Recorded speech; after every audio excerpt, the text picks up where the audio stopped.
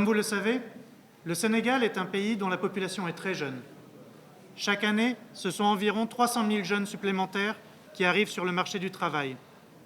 Or, c'est l'emploi, en particulier l'emploi formel et décent, qui est une des clés pour sortir une personne, une famille, un pays de la pauvreté et assurer un essor économique. L'emploi est une priorité pour le Sénégal et est au cœur de ses politiques et stratégies, tels le programme Sénégal émergent ou le programme d'urgence en faveur de la jeunesse. En conséquence, l'emploi est au cœur du partenariat entre l'Union européenne et le Sénégal, et plus spécifiquement l'emploi des jeunes et des femmes, à travers un accompagnement des acteurs complémentaires sur ce sujet que sont le gouvernement et le secteur privé. En Afrique, comme vous le savez certainement, les PME représentent 95% des entreprises. Elles assurent 80% des emplois et un tiers du PIB. Dès lors, un soutien structuré à ces PME est indispensable pour gagner la bataille de l'emploi. Et c'est donc dans ce cadre que l'Union européenne, en partenariat avec le gouvernement et l'ONUDI, a souhaité la mise en œuvre de ce programme de résilience et de relance des micro-entreprises et des petites et moyennes entreprises, le P2R. Ce P2R qui nous réunit aujourd'hui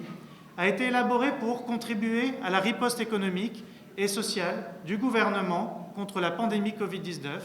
et pour soutenir la résilience des micro, petites et moyennes entreprises et de leurs employés face à la crise, et enfin amorcer une relance post-Covid-19 rapide et durable, en phase avec le PAP 2A du gouvernement et faisant une place de choix à l'innovation technologique. Mesdames et messieurs, c'est dans ce cadre que nous organisons une série d'ateliers centrés sur un retour et un partage d'expériences entre les acteurs du gouvernement et les acteurs du secteur privé que vous êtes, afin de contribuer à renforcer les capacités des micro, petites et moyennes entreprises et d'affirmer leur compréhension dans divers sujets qui sont au cœur de leurs préoccupations. Aujourd'hui, donc, nous participons au deuxième atelier de cette série et il se concentre sur l'emballage au Sénégal pour la valorisation des produits locaux. Bien évidemment, la question de l'emballage existe depuis plusieurs centaines d'années, voire des milliers d'années. Initialement, son rôle principal était de contenir et de transporter des produits sans risque. L'évolution de l'industrie de l'emballage a été très influencée par la révolution industrielle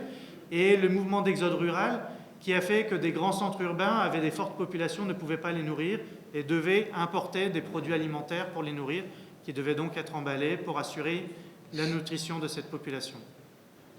De nos jours, la mondialisation du commerce a poussé l'emballage à répondre à d'autres besoins de protection, de préservation sur une plus longue durée, par exemple sur les produits congelés grâce à des avancées technologiques. Par ailleurs, une prise de conscience récente des populations à propos de la sécurité des aliments, accompagnée d'une certaine volonté de détenir des produits frais, de qualité supérieure, de produits localement, nous a permis d'assister à la naissance d'emballages dits actifs et intelligents, qui communiquent directement aux consommateurs des informations sur les caractéristiques du produit. De plus récemment encore, l'apparition de politiques de développement durable, on assiste à l'émergence d'emballages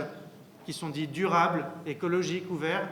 et on assiste aussi au renforcement donc, du consommé local, où on a besoin de savoir, de tracer d'où vient le produit, qu'il est produit localement, et donc on a besoin de ces informations sur l'emballage. Donc les discussions techniques de l'atelier d'aujourd'hui nous permettront donc de toucher aux deux éléments, aux deux rôles principaux de l'emballage, qui sont d'un côté le rôle technique, de contenir, préserver, transporter, utiliser le produit, et le rôle marketing, pour vendre, communiquer sur le produit, motiver les acheteurs, informer les acheteurs. Ces discussions nous permettront aussi d'échanger sur comment le développement de l'emballage au Sénégal pourra contribuer au développement d'une chaîne de valeur durable et responsable pour les produits sénégalais et pour la protection de la santé des consommateurs au Sénégal et ailleurs en cas d'exportation des produits.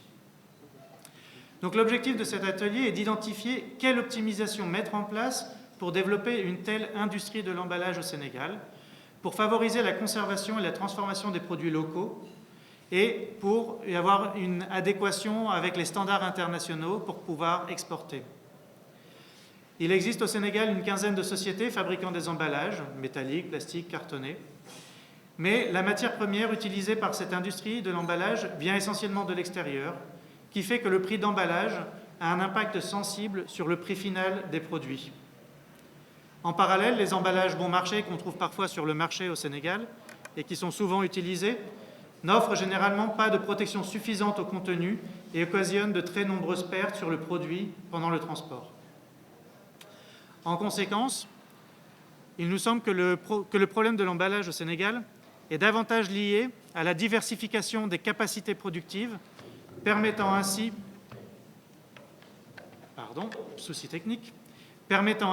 une réduction des importations, tout en soutenant la transformation de la matière première sénégalaise à l'intérieur du pays. Ce travail de longue haleine devrait aussi permettre de créer une filière de l'emballage capable d'affronter les défis du marché interne et même, nous l'espérons, éventuellement, des marchés internationaux suite à la mise aux normes de processus et des produits d'emballage. Avant de conclure, je tiens à remercier ici nos partenaires du gouvernement et de l'ONUDI pour l'organisation de cet atelier, mais aussi et surtout pour leur engagement de chaque instant sur ces sujets qui sont ô combien essentiels.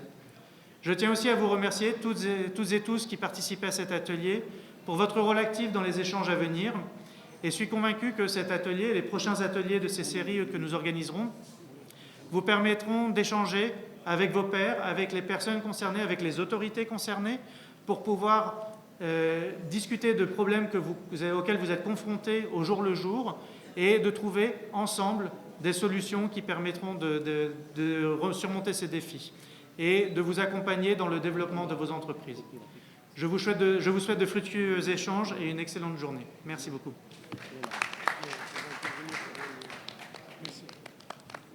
Merci.